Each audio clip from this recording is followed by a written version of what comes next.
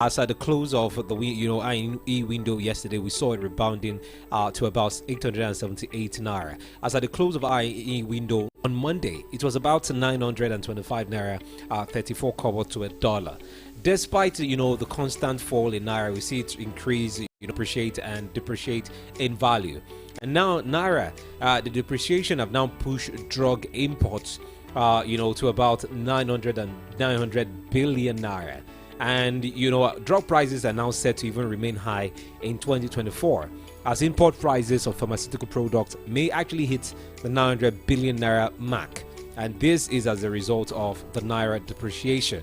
And this is set to even further put pressure on Nigerians who had actually grappled with high drug prices in 2023, according to data from the International Trade Center in Nigeria. Nigeria actually imported about $1.05 billion worth of pharmaceutical products in 2022, and at the exchange rate of the time it was about 551 naira to a dollar, and it cost about 475.17 billion naira to import these drugs. And now at the exchange rate of February, which they brought out this their figure, it was now at 902 naira 45 kobo to the dollar. So which the implication means to import drugs now will now cost about 950 billion naira to get drugs in.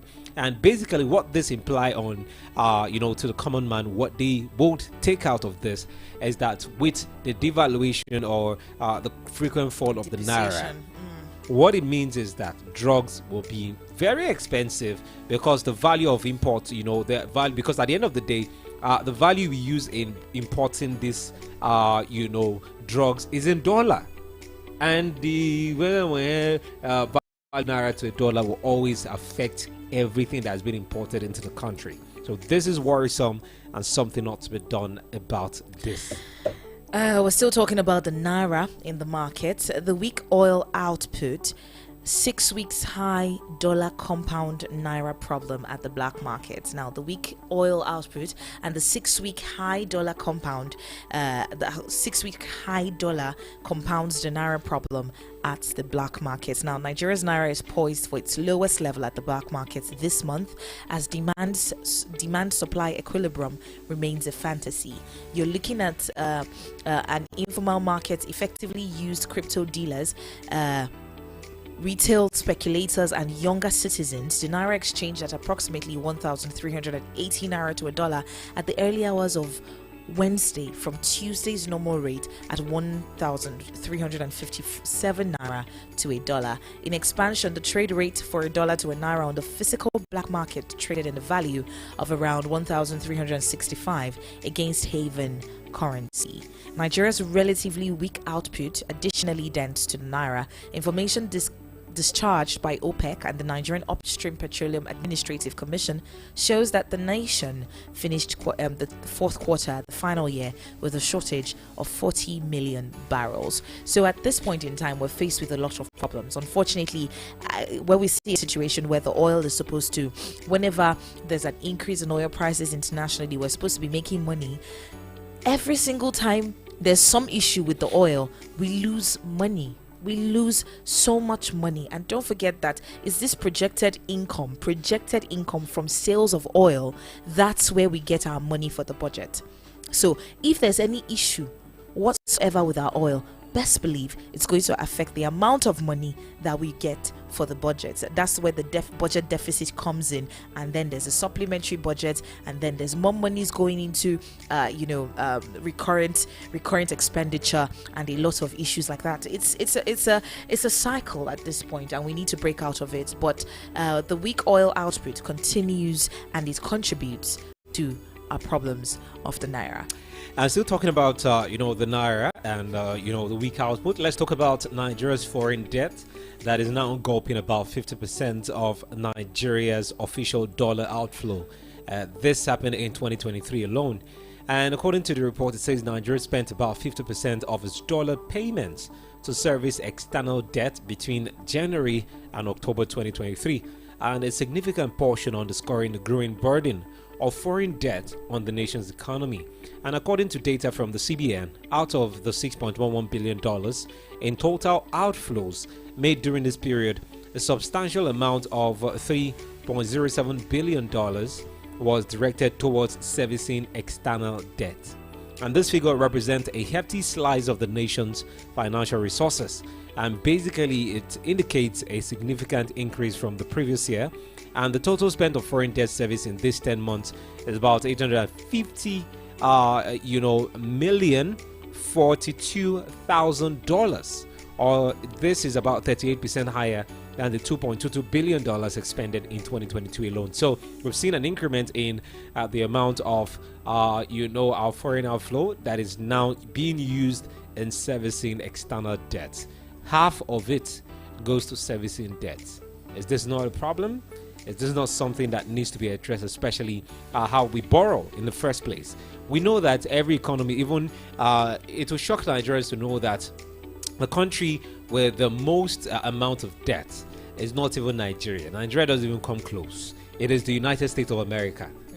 So in case you don't know, so you know. For those of us always criticizing, Nigerian. No, Simeon, I don't even subscribe to that argument, because they have a corresponding growth in infrastructure in their country. So if their debt to GDP ratio is high, if their debt profile is high, it's showing in the amount of investment, it's showing in their economy just how and the fact that they can even repay those loans. But we were looking at a situation where we're not making efforts to improve or increase our revenue generating channels, the number of agencies, the number of businesses that are giving us revenue as a country, and we are increasing our debt profile.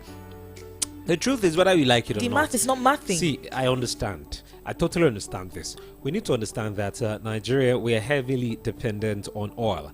That's our major export at this moment, compared to agriculture, and all, even other natural resources like lithium, limestone, gold, and all of that. So petroleum is our major source of income in this country.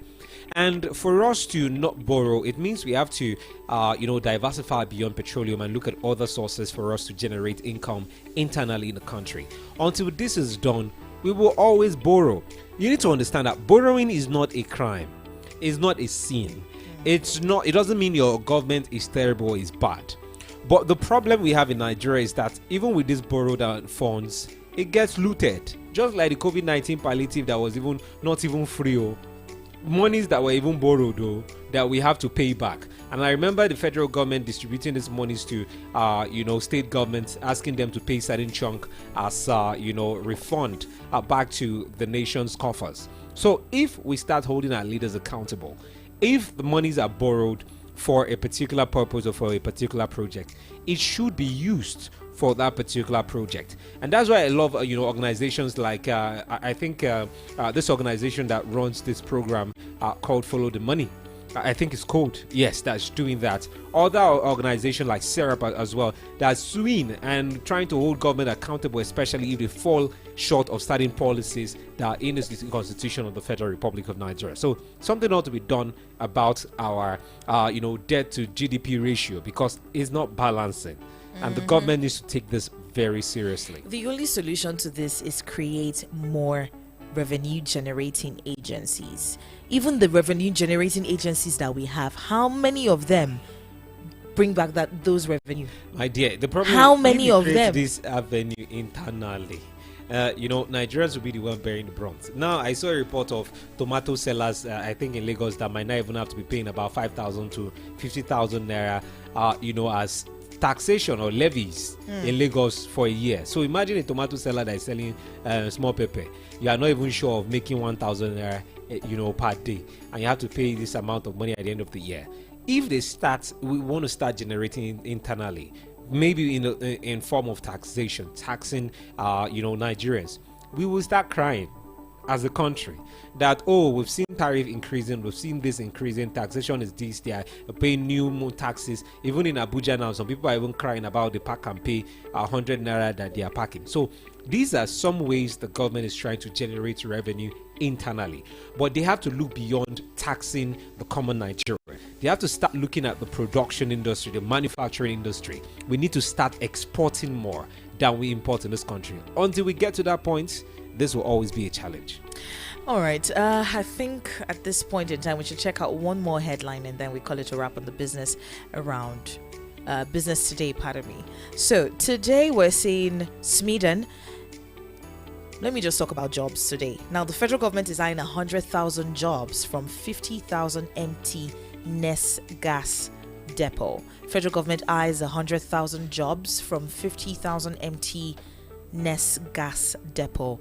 The federal government on Tuesday performed a groundbreaking ceremony for the construction of a 50,000 metric tons liquefied petroleum gas and propane depot and stated that the facility would create 100,000 jobs. It said that the facility, which is being developed by NES Gas, would bridge Nigeria's energy demand, mitigate the environmental impact associated with traditional fossil fuels, create employment opportunities, and boost the overall growth of the economy. The Minister of the State for Petroleum and Resources, Gas, Ikberikbe Ikbo, disclosed while performing the groundbreaking of the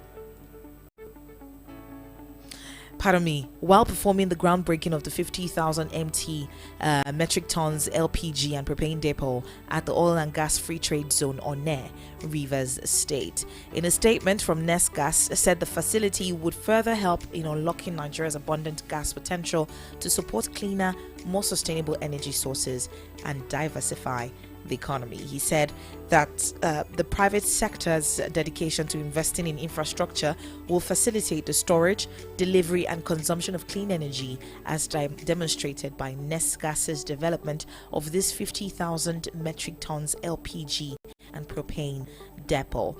In our energy sector, we've always been talking about diversifying the economy and ensuring that we're having other sources of energy as opposed to the fossil fuel, the basic fossil fuel that we have. And seeing this particular depot that has a capacity of a 50,000 metric tons LPG and propane depot, that would really go a long way in helping to create more clean energy, to create other avenues for energy growth in Nigeria. Anyways, a good one. Thumbs up to the federal government for actually, looking at the possibility of this project, creating more jobs for Nigerians. Because this is necessary. We need to start creating jobs. I do not know if you saw that report even in Lagos, where selling plastics were banned. I don't know if you saw that report in Lagos, yes. where one-use plastic, has been banned by the Lagos government. So, which means even those who are even doing business, especially businesses that require that you use such banned item by the Lagos state government, it means you have to now upscale. And by upscaling, some of them do not even have this money to even upscale. Let's say a random food vendor who sells food. Before now, they will sell with the other foil takeaway pack. I don't know if you know that foil that you can just break. Now that has been banned in Lagos, it means that cannot be used. They now have to use the other plastic plate, the transparent one that can be reused a couple of times. Basically, we understand why the Lagos state government is doing this, but there are key implications of this particular move.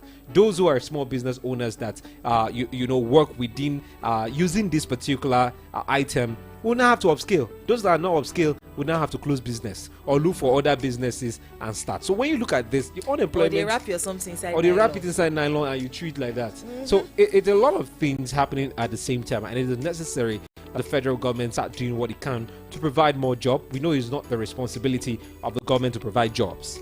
It is just their responsibility to create an enabling environment for the private sector to thrive, and of course for jobs to be created by private entities. And it is also their responsibility to ensure that small business owners do not go through hell to even stabilize their small business, because this small businesses is what is even growing the economy of the nation. All right. Thank you so much for listening to Business Today on Voice of the People 96.1 FM. At the other side of the morning, right, we'll be giving you some job vacancies, letting you know who's hiring and just how much the salary might be. So you might want to stick around. I'm not going to tell you the time, so you have to listen to the entire 1 hour from 10 o'clock to 11 o'clock. Do keep it locked right here. My name is Gesere. And I am Simeon Sunday. Money by Kida Cud's Sons